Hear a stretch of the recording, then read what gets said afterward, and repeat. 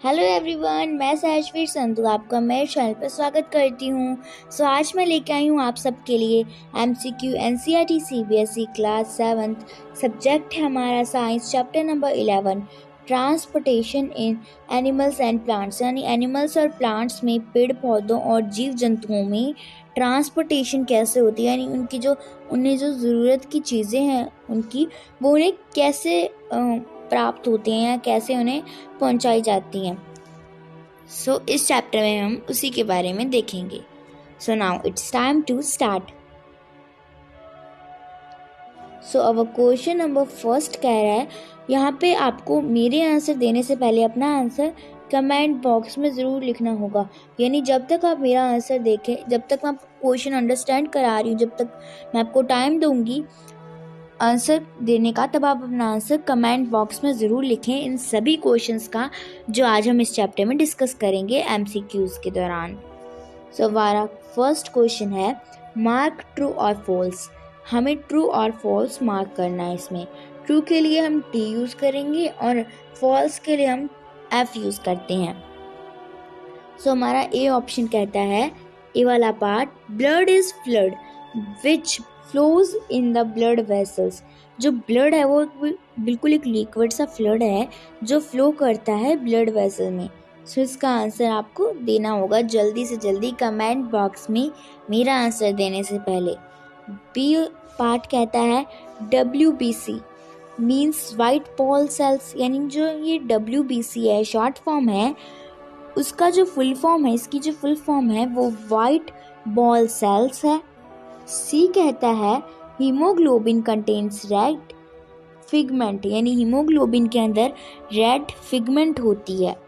इसका भी आंसर आप कमेंट बॉक्स में जल्दी से जल्दी दीजिएगा मेरा आंसर देने से पहले। इसका करेक्ट आंसर है ऑप्शन नंबर ए का तो ट्रू, क्योंकि ब्लड इज अ फ्लड जो कि हमारी ब्लड वेसल्स में होता है। जैसा ब्लड वेसल में हमें बताया गया था, तो नॉर्मली ब्लड वेसल्स में ब्लड ही होगा। बी ऑप्शन फॉल्स होगा, that WBC means white blood cells not white ball cells. इसके साथ ही यहाँ पर रेड ब्लड सेल्स भी होते हैं जिन्हें हम RBC कहते हैं, और एक WBC होते हैं जिन्हें वाइट ब्लड सेल कहते हैं। ये दो आपको ब्लड्स के दिए गए हैं सेल, ब्लड सेल्स, इस चैप्टर में डिस्कस करने के लिए। नेक्स्ट है हमारा सी वाला पार्ट, ट्रू, क्योंकि हीमोग्लोबिन के अंदर एक रेड फिगमेंट होता है। फॉर एग्जांपल अगर हम जब आपके चोट लगती है या आपके किसी भी बॉडी पार्ट से ब्लड जो है वो फ्लो करता है, फ्लो आउट होता है, तो वो रेड कलर का हमें शो होता है। वो इसीलिए शो होता है क्योंकि हीमोग्लोबिन में रेड फिगमेंट होता है, एक फिगमेंट होता है रेड कलर का जो कि ब्लड को शो करता है रेड। हालांकि ब्लड बहुत सारे कलर का होता है, जैसे वाइट ब्लड सेल्स होते हैं और रेड ब्लड सेल्स होते हैं, लेकिन जो रेड फिगमेंट है हीमोग्लोबिन के अंदर, वो ब्लड को रेड शो करता है। हमारा क्वेश्चन नंबर 2 कहता है, अ resting person usually has a pulse rate of पर मिनट बिटवीन। यानी जो एक आम इंसान होता है, अगर हम एक रेस्टिंग इंसान की बात करें, यानी जो इंसान रेस्ट कर रहा है, तो उसकी जो पल्स रेट होगी वो पर मिनट कितने से कितने के बीच होगी। ए ऑप्शन कहता है 70 to 80 वो बीट्स करेगी, पल्स रेट होगी उसकी पर मिनट। बी कहता है 72 to 79 पल्स रेट होगी उसकी पर मिनट। 80 to 90 उसकी पल्स रेट होगी पर मिनट। या फिर डी ऑप्शन कहता है हमारा 72 to 81, यानी जो 72 से लेकर 81 तक उसकी पल्स रेट होगी पर मिनट की। इसका करेक्ट आंसर देख लेते हैं। इसका करेक्ट आंसर होगा A option 72 to 80 pulse rate होगी उसकी पर person, because a resting person usually has a pulse rate between 72 to 80 पर मिनट। यानी एक जो रेस्टिंग पर्सन है उसकी जो पल्स रेट होगी वो बिटवीन होगी 72 से 80 पर मिनट के।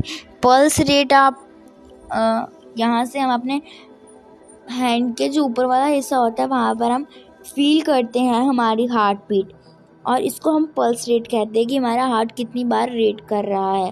सो 70 to 80 टाइम्स करता है पर मिनट हमारी पल्स रेट जो होती है।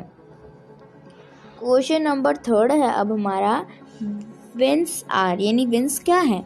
ये option, the vessels which carry carbon dioxide rich blood, यानी जो वेंस वो है जो कार्बन डाइऑक्साइड रिच ब्लड कहते हैं। यहाँ पे कार्बन आएगा, यहाँ पे आप थोड़ा करेक्ट कर लीजिएगा इसे, ये कार्बन है।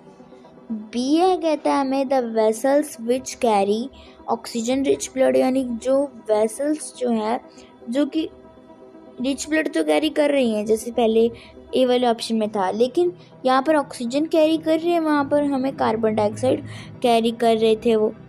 सो पहले वाले में हमें कार्बन के बारे में बताया गया था, यहाँ पे ऑक्सीजन के बारे में। सो इसका करेक्ट आंसर देख लेते हैं। सो इसका करेक्ट आंसर है A option is correct, because veins are vessels which carry carbon dioxide rich blood. इसका करेक्ट आंसर ए ऑप्शन है, क्योंकि जो वेंस हैं वो वेसल्स हैं जो कैरी करते हैं carbon dioxide rich blood from all parts of the body, सारी बॉडी के पार्ट से, बैक टू हार्ट, सारी बॉडी से कार्बन डाइऑक्साइड ब्लड लेते हैं, रिच ब्लड जो होता है कार्बन डाइऑक्साइड रिच ब्लड, और उसे हार्ट तक लेके जाते हैं। Also the veins have thin walls, जो वेंस हैं उनकी थिन वॉल हैं, मोटी वॉल हैं, and there are walls present in veins, और वॉल्स प्रेजेंट है छोटी छोटी वेंस के अंदर, which allow blood to flow only towards the heart, जो कि हेल्प करती हैं कि कहीं ब्लड किसी कार्बन रिच ब्लड जो है वो कहीं और पार्ट में ना चला जाए जहाँ से वो लेके आया है। तो इसीलिए छोटे छोटे उसमें एक वेव्स होती हैं जो कि ब्लड को बाहर नहीं निकलने देती और वो सिर्फ हार्ट तक ही जाने देती हैं ब्लड को। और as in B option it says, B option भी देख लेते हैं वो क्या कहता था, ऑक्सीजन रिच ब्लड कह रहा था B option. So this is work of artery, artery का वर्क होता है ये वीनस जो होती है वो ब्लू कलर की होती है, अल्ट्री जो होती है वो रेड कलर की होती है। हार्ट जो है वो आपको यहाँ पे छोटा सा हार्ट दिख रहा है, ये आधा रेड है आधा ब्लू है, तो आधा वीनस है, वीन का है, आधा अल्ट्री से भरा हार्ट है। और जो ऑक्सीजन रिच ब्लड होता है वो अल्ट्रीज लेके आती हैं from the heart to all part of the body, and also arteries have thin elastic walls, यानी अल्ट्रीज जो हैं वो पूरी बॉडी में ब्लड सर्कुलेट करती हैं, ऑक्सीजन रिच ब्लड, और इसके साथ अल्ट्रीज की थिन, यानी बहुत हम ऐसे नहीं कह सकते कि वीनस से बिल्कुल ही कम, बिल्कुल ही छोटी सी, लेकिन थोड़ी सी साइज़ में फ़र्क होता है। वीन जो होती है वो मोटी होती है, अल्ट्री जो होती है वो थोड़ी सी पतली होती है, और इलास्टिक वॉल्स होती हैं उसके अंदर जो कि फैल सकती हैं, यानी खींच के, जैसे हम कहते हैं ना इलास्टिक है इसमें, तो वो खींच के पूरी बॉडी में सर्कुलेट होते हैं, पूरी बॉडी में ऑक्सीजन रिच ब्लड सर्कुलेट करती हैं। सो नाउ हमारा अगला क्वेश्चन है question number 4, the clot is form because of presence and of another type of dash in the blood called as dash. हमें एक टाइप का फिलिंग द ब्लैंक दिया गया है MCQs टाइप। तो यहाँ पे पूछा गया जो कोल्ड होता है, जैसे आपको कहीं चोट लग जाती है तो आप कुछ दिन बाद वहाँ पर कोल्ड बन जाता है ना, वहाँ पे वो चोट ठीक हो जाती है, एक कोल्ड टाइप सा बन जाता है उस पर, एक क्लोथ टाइप सा, वो किसकी प्रेजेंस से होता है? अनदर टाइप ऑफ, यहाँ पे मैं पूछागा कौन सा अनदर टाइप, यहाँ पे आगे में स्लैश दिया हुआ है, इन द ब्लड कॉल्ड, वो कौन सा अनदर टाइप का डैश है जो ब्लड में होता है और जिसे हम डैश कहते हैं। सो हमारा ए ऑप्शन है सेल्स एंड कोल्ड्स, यानी पहले ऑप्शन में सेल आएगा, दूसरे में कोल्ड आएगा। बी कहता है कोल्ड एंड प्लेटलेट्स, यानी पहले ऑप्शन में तो कोल्ड ही आएगा, दूसरे में प्लेटलेट्स आएंगी। थर्ड कहता है हमारा प्लेटलेट्स पहले आएंगी और ब्लड आएगा। डी ऑप्शन कहता है पहले सेल्स आएंगे फिर प्लेटलेट्स आएंगी। सो इसका करेक्ट आंसर है D option, because for example इसका करेक्ट आंसर डी ऑप्शन है, क्योंकि अगर हम एक फॉर एग्जाम्पल ले लें, एक एग्जाम्पल ले लें कोई भी, व्हेन समवन हर्ट्स, जब किसी को चोट लगती है, ब्लड फ्लोज, ब्लड जो है वो फ्लो आउट होता है, ब्लड निकलता है, but after some time it stops itself, लेकिन कुछ समय बाद ब्लड अपने आप ही रुक जाता है। This is due to the clot made up of a different type of cell known as platelet. ये इसीलिए होता है क्योंकि सेल्स एक डिफरेंट टाइप का सेल है जिसे हम प्लेटलेट कहते हैं। यहाँ पर जो आपको शो हो रहा है ये छोटे छोटे प्लेटलेट्स हैं, इन्हीं की वजह से ब्लड फ्लो होने से रुक जाता है। यानी अगर आपको चोट लग जाए और प्लेटलेट्स ना हो, यानी प्लेटलेट्स की कमी हो आप में, तो आप वीक होने लग जाते हो, आपका ब्लड जो है वो उतना ज़्यादा फ्रेश नहीं हो पाता। इसीलिए प्लेटलेट्स भी एक इम्पॉर्टेंट सेल है हमारी ह्यूमन बॉडी का, जो कि हमें प्रोवाइड कराता है ब्लड, फ्रेश ब्लड। और अगर प्लेटलेट्स नहीं होंगी तो हमारा खून बहता जाएगा अगर हमें चोट लगेगी, और फिर हम इस वजह से हमारी डेथ भी हो सकती है, यानी हम इल पड़ सकते हैं इस वजह से। हमारा क्वेश्चन नंबर 5 कहता है who discovered the circulation of blood, यानी सर्कुलेशन ऑफ ब्लड जो है जो वीनस से, यहाँ पे हार्ट है और ये वीनस जाती हैं इसके अंदर और फिर आर्टरियास यहाँ से आती हैं, तो ये जो पूरा सिस्टम था इसको किसने डिस्कवर किया, यानी किसने खोज की इसकी।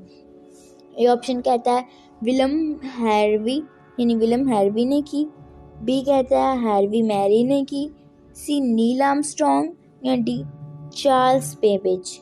सो इसका करेक्ट आंसर देख लेते हैं। सो इसका करेक्ट आंसर है A option, A option is correct answer. A option correct answer है बिकॉज द इंग्लिश फिजिशियन, जो इंग्लिश के फिजिशियन थे William Harvey, discovered the circulation of blood, उन्होंने डिस्कवर किया था, ये है विलियम, द इंग्लिश फिजिक्स थे ये आपकी बुक में ही मेंटेन है। ये आपको अच्छी तरह से पढ़ लेना चाहिए क्योंकि पेपर्स में आ सकता है कि इसका डिस्कवर जो है वो किसने किया था, यानी जो सर्कुलेशन ऑफ ब्लड है उसे किसने डिस्कवर किया था। तो आप वहाँ पर लिख सकते हैं कि the English physician William Harvey, ये विलियम हार्वी हैं, इन्होंने डिस्कवर किया था ब्लड को।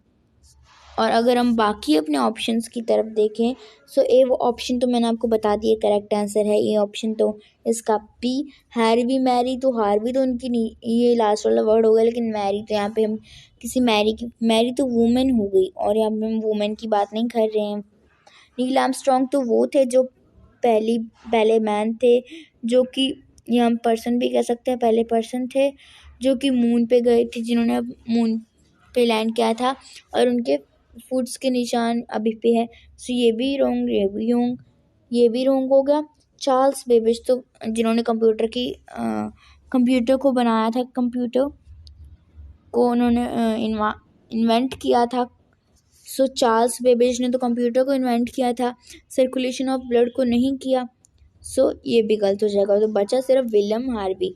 सो William Harvey is correct answer, the English physician which discovered circulation of blood. So thank you, आज के लिए बस इतना ही। मैं मिलूँगी आपको मेरी नेक्स्ट वीडियो में, तब तक के लिए थैंक यू।